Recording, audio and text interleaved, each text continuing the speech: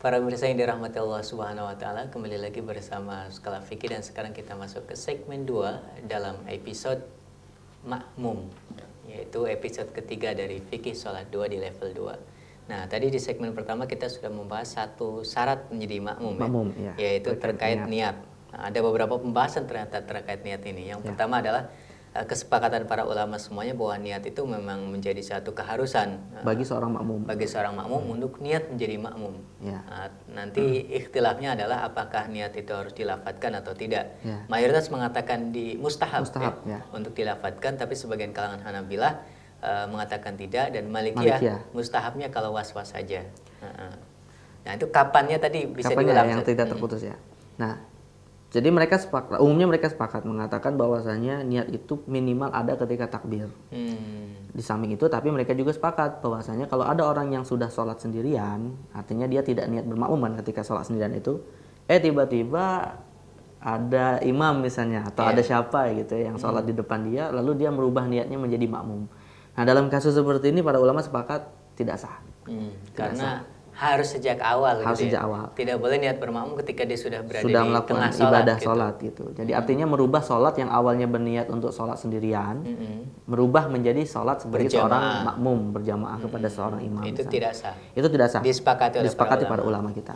Ini syarat pertama terkait dengan masalah makmum harus ada niatnya untuk bermakmum. Ya. Syarat yang kedua. Nah, syarat yang kedua adalah kesatuan sholat makmum dengan sholat imam. Kesatuan, maksudnya kesatuan apa ini? Artinya sholatnya, karena dia bermakmum kepada seorang imam, tentu kan harus sama sholatnya itu kan. Tetapi dalam konteks apa saja yang harus sama ini, rupanya ulama berbeda pendapat. Paling tidak ada dua mazhab. Ada dua mazhab ya. Terkait dengan kesamaan praktek sholat antara makmum dan imam. Jadi apa saja yang harus sama gitu? Harus sama, ya. Nah, dalam masalah ini ada dua mazhab sebenarnya saya katakan.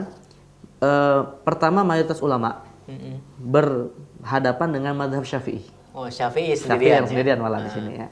Mazhab mayoritas ulama seperti Hanafi, Maliki dan Hambali, sebagaimana disebutkan oleh Imam Al-Qasani dalam Bada' As-Sana'i, menjelaskan harus sama pada 3 aspek. Yang pertama, sebab, gerakan dan sifat. Sebab, gerakan dan sifat. Nah, ini maksudnya sebab apa ini? Yang dimaksud dengan sebab itu adalah sholat apa yang sedang dilakukan. Jadi sebab waktunya terkait dengan sholat jamaah 5 waktu itu. Yang kedua, kalau secara gerakan nanti secara khusus ada syarat yang terakhir yang nomor 5 akan kita jelaskan secara detail. Terus sifat itu hukumnya. Nah, misalnya dalam kasus begini. Misalnya apakah sholatnya itu zuhur atau asar misalnya. Dalam hal ini bagi mayoritas ulama tidak sah kalau seorang imam misalnya berniat sholat zuhur, makmumnya sholat asar. Itu beda sebab ya? Beda sebab waktunya. Beda sebab. Terkait dengan dasar sholatnya itu sholat apa gitu ya. Itu sebab. Itu tidak boleh ya? Itu tidak boleh. Menurut jumhur. Atau sebaliknya. Makmumnya imamnya asar, makmumnya zuhur. Jadi harus sama sholatnya masing-masing zuhur atau asar gitu. Itu satu. Yang kedua, sama sebab juga sebenarnya ya. Contoh sebab yang lain adalah qadha. Bisa jadi seorang imam ketika sholat dalam konteks dia sedang mengqadha sholatnya karena dia ketiduran misalnya. Tiba-tiba ada yang memukul pundaknya untuk menjadi makmum. Padahal makmumnya sedang sholat adaan. Jadi imamnya sholat qadha asar misalnya ya. Kemudian qadha zuhur misalnya kalau yang 4 rakaat ya. Qadha zuhur misalnya. Kemudian oleh makmum ditepuk untuk menjadi makmum dalam rangka sholat asar adaan. Padahal si imam sedang melakukan qadha zuhur. Atau mungkin qadha zuhur sama ada zuhur. Qadha zuhur sama ada zuhur. Sholat zuhurnya dia tertinggal karena ketiduran misalnya. Melakukannya di waktu asar. Berarti kan sholat qadha zuhur.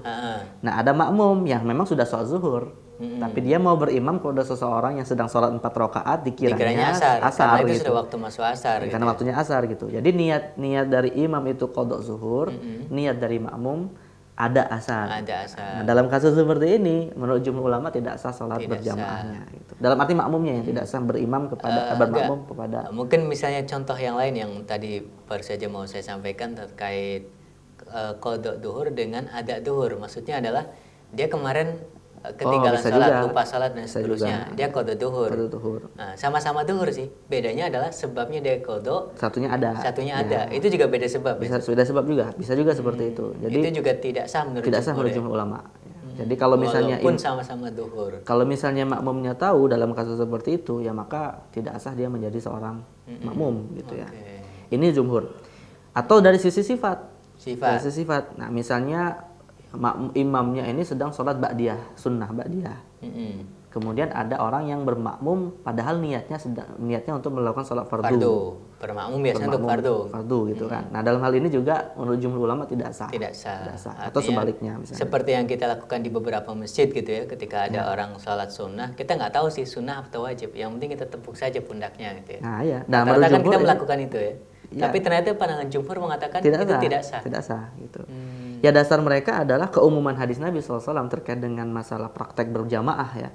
Innama ju'ilal imamu liyutamma bihi fa iza kabbara fakabbiru wa idza sajada fasjudu dan seterusnya. Jadi kalau imam takbir kita takbir, sujud kita sujud. Nah, hadis ini secara umum ingin mengatakan bahwasanya dalam keseluruhan prakteknya harus sama. Walaupun kalau yang kita lihat terkait dengan beberapa kasus tadi bukan dalam praktek fi'linya ya. Tapi dari sisi sebab, dari sisi sifat ya bisa jadi dikiaskan kepada fi'linya. Ini mazhab jumhur ulama. Jumhur ya yang mengatakan tidak sah gitu ya. Ini sunnah kepada wajib, qadha kepada ada dan sebalik-sebaliknya itu. Ya, ini jumhur ulama. Nah, sedangkan kalau mazhab yang kedua yang mazhab Syafi'i, mereka hanya mensyaratkan bentuk dasar atau praktek dasar dari sholat itu sendiri. Gerakannya dasar. Gerakan dasarnya. Jadi tidak ada masalah misalnya kalau imamnya zuhur qadhaan, makmumnya zuhur adaan seperti yang tadi disebutkan. Tidak ada masalah. Atau karena pasti akan salamnya takbirnya bareng, salamnya juga mungkin bareng gitu ya. Jadi tidak ada masalah dalam mazhab Syafi'i. Atau dia tadi misalnya sholat asar padahal makmumnya sholat zuhur. Qadhaan bisa jadi gitu ya. Atau tadi misalnya sholat sunnah imamnya, makmumnya sholat wajib. Kecuali kalau dalam praktek dasarnya memang berbeda. Contohnya yang praktek dasarnya berbeda. Misalnya ada orang yang ingin bermakmum sholat duhur, tapi imamnya lagi sholat jenazah. Kan nggak ada sujud dan rukuk. Ditunggu-tunggu, kok nggak sujud gitu ya? Malah Allahu Akbar terus gitu. Nah ini tidak mungkin terjadi kesamaan gerakan dasarnya. Ya, akhirnya nggak salam-salam itu. Atau ada yang sujud dan rukuk. Misalnya, tetapi beda dalam praktek ruku dan sujudnya. Sholat kusuf misalnya. Gerhana itu kan ada 2 ruku, ada 2 sujud, ada 2 berdiri, ada 2 i'tidal. Nah, dalam kasus seperti ini juga walaupun nanti dapat juga sebenarnya tahiyatnya, tapi beberapa gerakan dasarnya itu tidak sama, berbeda. Nah, dalam kasus seperti ini sebenarnya ulama sepakat tidak sah ya. Tidak sah. Tapi yang tadi yang kita sebutkan masalah qadha, yang gerakannya sholat, sama yang gerakannya sama, ini baru terjadi. Syafi'iyah mengatakan sah. Jumhur ulama mengatakan tidak sah. Ini syarat kedua. Syarat kedua terkait niat untuk menjadi makmum. Ya. Dan harus satu sholat, satu gerakan, satu sebab, satu sifat. Ya, memang yang agak memberatkan mazhab jumhur di sini ya. Karena kasusnya di Indonesia kebanyakan sih harus melaksanakan mazhab Syafi'i. Nah, yang ketiga terkait dengan posisi makmum. Posisi makmum ya seperti apa? Nah, di sini mayoritas ulama mensyaratkan makmum itu dianggap sah sebagai makmum kalau dia tidak melewati imam. Tidak melewati maksudnya imam lagi sholat kita lewati gitu? Bukan tidak melewati, maksudnya posisinya itu tidak melebihi imam. Tidak melebihi imam. Maksudnya imam ya tetap harus di depan kita gitu ya, benar. Di depan makmum. Walaupun nanti sejajar ya, nanti ada yang membolehkan itu. Tapi paling tidak boleh dia lebih sedikit maju dibandingkan imam. Dan ini mazhab Hanafi, Syafi'i dan Hambali. Nah, Hanafi, Syafi'i dan Hambali. Nah, dalam hal ini yang menyendiri mazhab Maliki ya. Ya dasar mazhab jumhur ulama ini ya keumuman hadis yang tadi kita sebutkan juga innama ju'ilal imamu liyutamma bihi. Kalau seseorang dijadikan imam tentu kan yang menjadikan imam itu pasti harus lebih mundur karena dia diikuti gitu ya. Bagaimana seseorang mau mengikuti yang diikuti di belakangnya gitu. Benar. Nggak mungkin. Nah itu sedangkan kalau mazhab Maliki mengatakan boleh-boleh saja agak maju sedikit, intinya yang penting gerakannya tidak mendahului makmum. Sebab innama ju'ilal imamu liyutamma bihi itu dalam gerakan dan dalam takbir dan seterusnya bukan dalam posisi bukan gitu, dalam posisinya. Tapi jumhur tetap mengatakan termasuk dalam posisi imam juga harus diikuti gitu ya. Nah, dari sisi posisi harus boleh kalau dalam mazhab Maliki agak sedepan, kalau mazhab jumhur ulama tidak boleh.